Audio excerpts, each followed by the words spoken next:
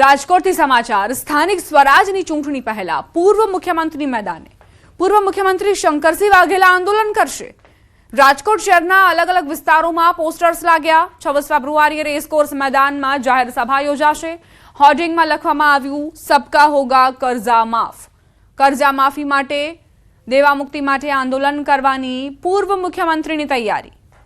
દેશભરમાંથી અલગ અલગ ક્ષેત્રના આગેવાનો રાજકોટ આવશે। છેલ્લા ઘણા સમયથી દેવા માફી માટે ખેડૂતો આંદોલન કરી રહ્યા છે।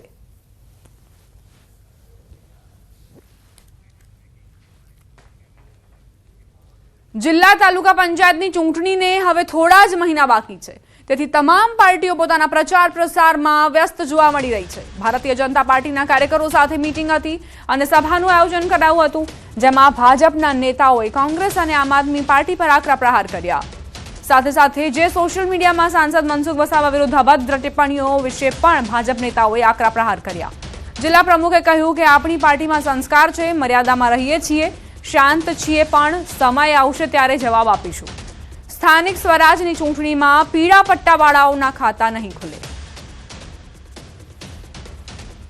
મર્યાદા છે, આપણે ક્યાંય કોઈ ખોટી વાત ના બોલી શકીએ, પણ જે લોકો પોતાના આ સમયનો દુરુપયોગ કરી રહ્યા છે અને આપણને દબાવવા માટેનો પ્રયાસ કરી રહ્યા છે। આજે આપણા બેન દીકરીઓ કોઈ કાર્યકર્તાઓ સોશિયલ મીડિયાની અંદર કોઈ પોસ્ટ મૂકે તો એની અંદર ગાળો લખે, અભદ્ર પ્રકારની ટિપ્પણીઓ કરે। આ લીલા પટ્ટાને પીળા પટ્ટાવાળાના ખાતા નહીં ખોલવાના। ખુલશે ભાઈ? પેલી વાત હજી અવાજ નહીં આવે તો ખુલશે એમને ખાતા? મનસુખભાઈ આપણા આખા સમાજનું ગૌરવ છે, અભદ્ર ભાષામાં ગાળો લખીને વિડીયો અપલોડ કર્યો। મારે એમને કહેવું છે કે તમારી અંદર એટલી છાતી છે, વિડીયો મોકલીને હું વાત કરું, હામી છાતીઓ કોઈ દિવસ આવી જાવ વાર પર અમે બી તમને જોઈ લઈએ ભાઈ। જે ભારતીય જનતા પાર્ટીને પછાડવા માટેના કામો કરી રહ્યા છે અને એમના લોકોને એ જવાબ આપવા માટે આપ હોય કે કોંગ્રેસના લોકો હોય, પરંતુ જે લોકો છેતરવાનું કામ કરે ને એ ક્યારેય પ્રજાની સાથે ના રહી શકે અને આપ અને કોંગ્રેસના લોકો હંમેશા છેતરવાનું કામ કરે, હંમેશા આદિવાસી સમાજને એવું જ સમજે કે આ તો ભલો ભોળો આદિવાસી છે, થોડાકમાં પટાઈ જશે। કોંગ્રેસ અને આમ આદમી પાર્ટી એ ચોમાસાના દેડકા સમાન છે। જ્યારે પણ ચૂંટણી આવે ત્યારે મેદાનમાં આવી જાય, જ્યારે પણ ચૂંટણી પૂરી થઈ જાય એટલે મેદાનમાંથી ગાયબ થઈ જાય। લોકો પણ એમને ઓળખે છે અને ખાસ કરીને ગુજરાતની અંદર છેલ્લા 30 વર્ષથી ભારતીય જનતા પાર્ટીને લોકોએ ખૂબ પ્રેમ આપ્યો છે અને પ્રેમરૂપી મત પણ ભારતીય જનતા પાર્ટીને લોકોએ આપ્યા છે। ખાનપુર તાલુકાના મોટા ખાનપુર ગ્રુપ ગ્રામ પંચાયતના સરપંચ નવીન માલીવાડને નૈતિક અધઃપતનના ગંભીર આરોપો અને ફોજદારી ગુનાઓને પગલે જિલ્લા વિકાસ અધિકારી યુવરાજ સિદ્ધાર્થે સસ્પેન્ડ કરવાનો દાખલો બેસાડતા નિર્ણય લીધો છે। બકોર પોલીસ મથકે સરપંચ સામે બીએનએસની વિવિધ કલમો તેમજ પ્રોહિબિશન એક્ટ હેઠળ ગુનો નોંધાયો હતો। 26 જાન્યુઆરીથી જેલના સળિયા પાછળ રહેલા સરપંચ વિરુદ્ધ કડક કાર્યવાહી કરાઈ છે। થોડા દિવસ અગાઉ નશામાં ધૂત હાલતમાં કાર ચલાવી મોટા ખાનપુર ગામે અકસ્માત સર્જી 4 લોકોને ગંભીર રીતે ઘાયલ કરવાના કેસે ભારે ચકચાર જગાવી હતી, જ્યારે અગાઉ પણ અનેક લોકો સાથે મારામારી કર્યાના આરોપો સરપંચ પર નોંધાયેલા છે। ગાંધીધામ શહેરને દબાણ મુક્ત અને વધુ સુંદર બનાવવા માટે ગાંધીધામ મહાનગરપાલિકાએ મેગા દબાણ હટાવો અભિયાન ચલાવ્યું છે। કમિશનર મનીષ ગુરવાણીના માર્ગદર્શન હેઠળ ઓસ્લો સર્કલથી કોટેશ્વર 4 રસ્તા સુધી કુલ 245 ગેરકાયદે દબાણો પર બુલડોઝર ચલાવવામાં આવ્યું। જોકે આ કાર્યવાહીથી અનેક વેપારીઓ અને કામદારોની રોજીરોટી પર ગંભીર અસર પડી। અંદાજે 5000 લોકો આ દુકાનો પર સીધા અને આડકતરી રીતે નિર્ભર હતા, જેથી હવે તેમના માટે રોજગારનું મોટું સંકટ સર્જાયું છે। સ્થાનિકો વિકાસ અને આઇકોનિક રોડ યોજના માટે સહકાર આપવા તૈયાર હોવાનું કહી રહ્યા છે, પરંતુ મહાનગરપાલિકા દ્વારા વૈકલ્પિક વ્યવસ્થા કરવામાં આવે તેવી પણ માંગ ઉઠી છે। ગાંધીધામ મહાનગરપાલિકા દ્વારા જે ગૌરવ પથ રોડ મંજૂર થયો છે એની કામગીરીના ભાગરૂપે ઓસ્લો સર્કલથી લઈને જે આંબેડકર માર્કેટ કહેવાય છે એ કેબિનોને નોટિસ આપવામાં આવેલ। જે નોટિસ આપવામાં આવેલ એના પ્રતિક્રિયામાં કેબિન ધારકો દ્વારા સ્વૈચ્છિક રીતે પોતાની કેબિનો ખાલી કરવામાં આવેલ અને એ જ કામગીરી આગળ વધાવતા આજે અમે 245 જેટલી જે કેબિનો છે તેને ત્યાંથી દબાણ દૂર કરવા માટે જરૂરી મશીનરી અને મહાનગરપાલિકાની ટીમ અને પોલીસ સાથે કામગીરી આજે પૂર્ણ કરવામાં આવશે। અહીંયા અમારે 200 દુકાનો હતી જે અહીંયા હાઈકોર્ટની મહાનગરપાલિકા હાઈકોર્ટની રોડ બનાવી છે એમાં અમે સહમત છીએ. એ લોકો અમારે સાથે સહમત થાય કેમ કે આ બધાને રોજીરોટી છે બધાની છીનવાઈ ગઈ છે. બધા રોડ ભેગા થઈ ગયા છે. 200 જણાના ઘરમાં નહીં હોય તો 5000 માણસો બધા ફરે છે. એમાં સ્કૂલના છોકરાઓ જે આ છે અમને ક્યાંક વૈકલ્પિક વ્યવસ્થા કરી આપે એવી અમારી માંગ છે. જામનગરથી સમાચાર. દબાણો દૂર કરવાની કામગીરી. રેલવેની જગ્યાઓ પરના દબાણો દૂર કરવાની કવાયત હાથ ધરાઈ. દિગ્જામ સર્કલ વિસ્તારમાં રેલવે તંત્ર દ્વારા ડેમોલેશન પ્રક્રિયા હાથ ધરાઈ છે. કરોડો રૂપિયાની કિંમતી જમીન પર વર્ષોથી દબાણ કરાયું હતું. દબાણ હટાવવા રેલવેએ સ્થાનિક પોલીસ સાથે ઓપરેશન હાથ ધર્યું.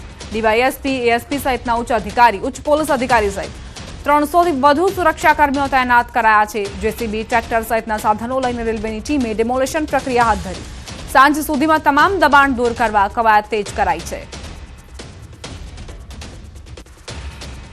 जामनगर में बाबरीवास विस्तार में रेलवे ट्रैक के दोनों साइड कुल 151 मकानों का डिमोलिशन चालू है.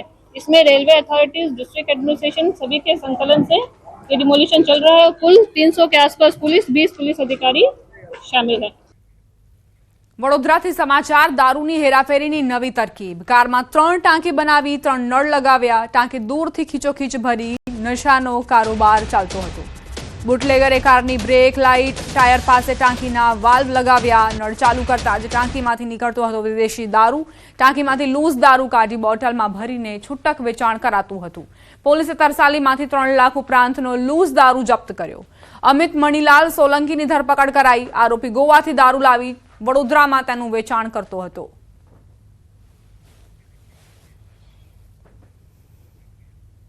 સુરતથી સમાચાર. રાંદેરમાં વિદેશી દારૂનો જથ્થો ઝડપાયો. પોલીસે બાતમીના આધારે ફ્લેટમાં દરોડા પાડ્યા. વીર સાવરકર હાઇટ્સમાંથી વિદેશી દારૂ ઝડપાયો. વેપારીના ઘરમાંથી 1.50 લાખથી વધુનો મુદ્દામાલ જપ્ત કરાયો. પોલીસે વેપારીની ધરપકડ કરી વધુ કાર્યવાહી હાથ ધરી છે. ગીર સોમનાથ જિલ્લાના ગીર ગઢડા તાલુકાના ઉમેજપરા રોડ પર પાઇપ ભરેલ ટ્રક અચાનક પલટી મારતા વિસ્તારમાં અફરાતફરી મચી ગઈ. ટ્રક પલટી જતા રોડ પર બંને તરફ ભારે ટ્રાફિક જામના દ્રશ્યો સર્જાયા હતા.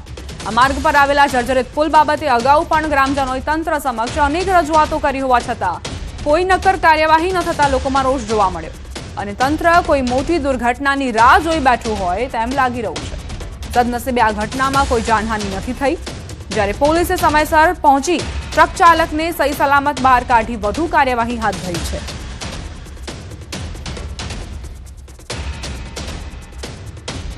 સમગ્ર દક્ષિણ ગુજરાતમાં બાઇક ચોરી કરતી કુખ્યાત ગેંગ મૂસા ગેંગને પોલીસે ઝડપી પાડી. વલસાડ, સુરત, વડોદરા સહિતના વિસ્તારોમાં પાર્ક કરેલા બાઇકની ચોરી કરી નકલી આરસી બુક દ્વારા વેચાણ કરાતું હોવાનું તપાસમાં સામે આવ્યું છે. પોલીસે પહેલા આરોપી મોહમ્મદ ઇસ્માઇલ મુસાજીને ઝડપી પાડ્યો હતો, જેના રિમાન્ડ દરમિયાન ગેંગના માસ્ટર માઇન્ડ સરફરાઝ પંડોડિયાની સુરતથી ધરપકડ કરાઈ. આ ગેંગ સાથે સંકળાયેલા અત્યાર સુધી 15 બાઇક ચોરીના ગુનાઓ ડિટેક્ટ થયા છે.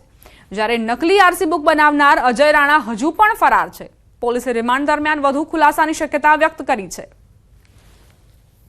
જુદા જુદા સમયે આવા પ્રકારની મોટરસાયકલોની ચોરી કરતી હતી અને ચોરી કર્યા બાદ એક પર્ટિક્યુલર વ્યક્તિને સોંપતા હતા મોટરસાયકલ, જ્યાં એની આરસી બુક છે એ ડુપ્લિકેટ કરવામાં આવતી હતી અને ડુપ્લિકેટ આરસી બુક બન્યા પછી એ અન્ય જગ્યાઓ પર આ વાહનો જે છે એ પોતાની કિંમતે વેચી દેતા. અને ડુપ્લિકેટ આરસી બુક બન્યા પછી આરોપી મોહમ્મદ ઇસ્માઇલ નૂર મોહમ્મદ જે છે આ બાઇક જે છે અન્ય સ્થળો પર વેચી દેતો હતો.